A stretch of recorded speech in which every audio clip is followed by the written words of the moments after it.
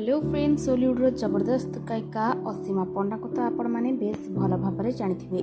ओलीउड एमती जड़े गायिका होती असीमा पंडा जे कि प्राय 1000 रु अधिक गीत गाई सारे। निजर सुंदर कंठ कारण सारा ओडिशार लोक मन में से गोटे अलग प्रकार स्थान बनईबार सफल हो सारे। तेबे दर्शक बंधु वर्तमान समय असीमा पंडा गोटे गीत गाइबापी प्राय 10 रु 15,000 टंका नेउछंती। सहित गोटे स्टेज शो रे अभिनय करने से प्राय 50,000 रु 1 लाख टंका नेउछंती।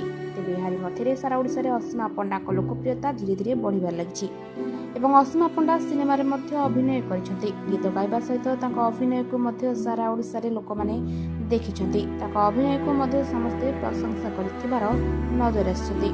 तेबे गत दिन मानकर असीमा पंडा विवाह बंधन में बांधि होते। दुर्भाग्यवशतः तांकर विवाहर बेसी दिन चली नथिला। स्वामी झगड़ा कारण दुहे परस्पर ठारू छाड़पत्र नहीं। तेज वर्तमान असीमा पंडा एकुटिया निज परिवार सहित भुवनेश्वर रोकबार नजर आसछंती। सहित ओलीउड इंडस्ट्री जड़े सफल गायिका भाव में परिगणित हो पारछंती।